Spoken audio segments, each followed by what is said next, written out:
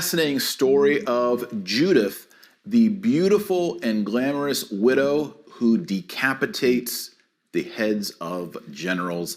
This is one of our books from the Deuterocanonicals that Protestants don't have, and we'll look at the background, the history, and the theology of the book of Judith. Now, the name Judith is really the Hebrew feminine form of the word Judah. So it's literally translated as praise, but it also could be translated as Jewess or female Jewish woman. It could also be an allegory of the entire Jewish nation. And there's kind of a little bit of problem in placing the date of this book because there seems to be a very obvious chronological mistake. Let's look at that real quick. The reason some people think that the book of Judith is not historical, but is more like a novel or a parable, is that it contains an obvious error that most Jews would have picked up on right away. The book refers to, at the beginning, Nebuchadnezzar, king of Assyria, who reigns in Nineveh.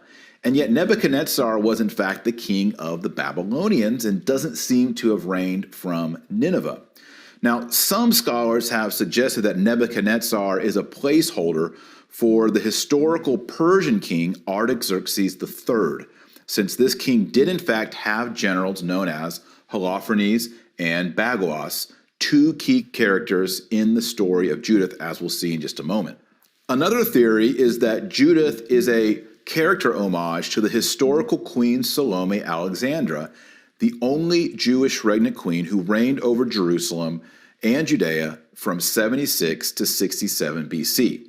Now, Queen Salome never decapitated anyone, but those holding to this theory assert that the name Judith is an allegorical tribute to the power and protection of Queen Salome over Jerusalem.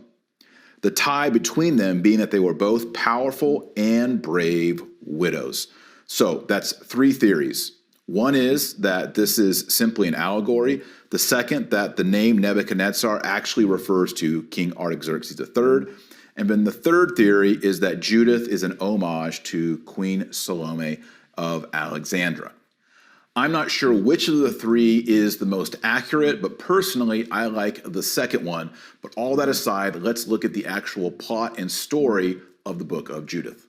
The story begins with Judith, who is a beautiful widow, who is upset with her Jewish countrymen for not trusting God to deliver them from the foreign conqueror. She looks around and says, "Where have all the real men gone? Who's going to fix this problem?" She goes with her loyal maid to the camp of the enemy general, Holofernes, with whom she slowly ingratiates herself, promising him information about the Israelites.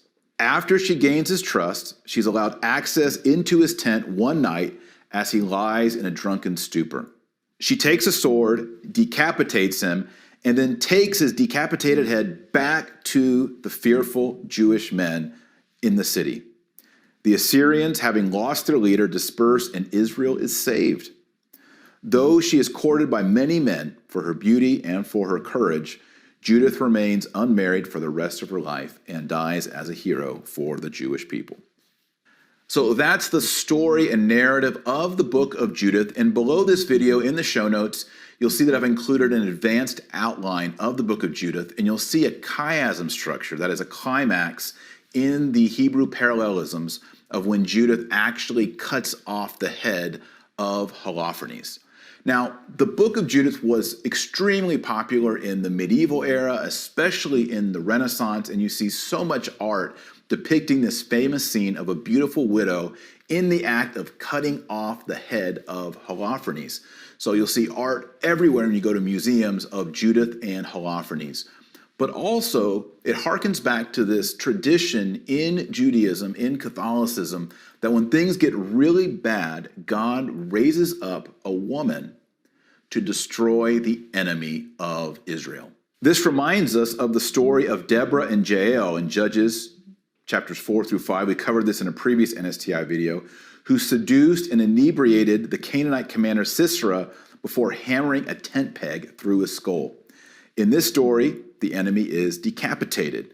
And decapitation also recalls the story of King David, who cut off the head of Goliath after killing him. Of course, all this is rooted in Genesis chapter 3:15. It's the proto-gospel where God says, I will put enmity between you and the woman, between your seed and her seed.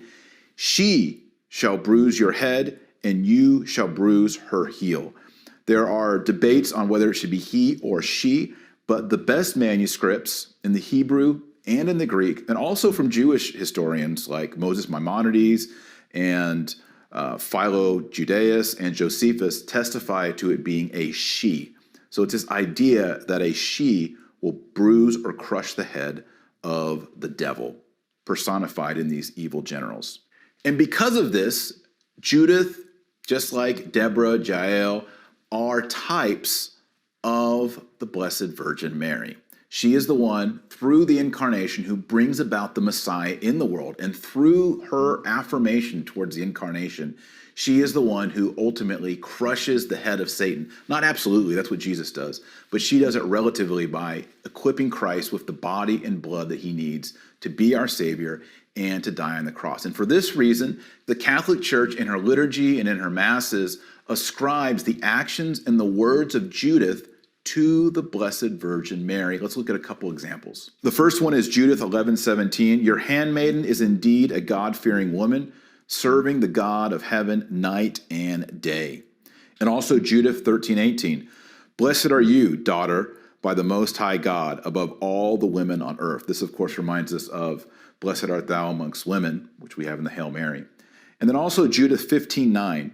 You are the glory of Jerusalem, the surpassing joy of Israel. You are the splendid boast of our people, end quote. So Judith defends the people by going into the very tent, into the very lair of the enemy, and cuts off his head. And so likewise, Our Lady goes to battle for us as our advocate, as our mediatrix, as our exterminatrix of all heresies. Why? Because she brings us closer to Jesus.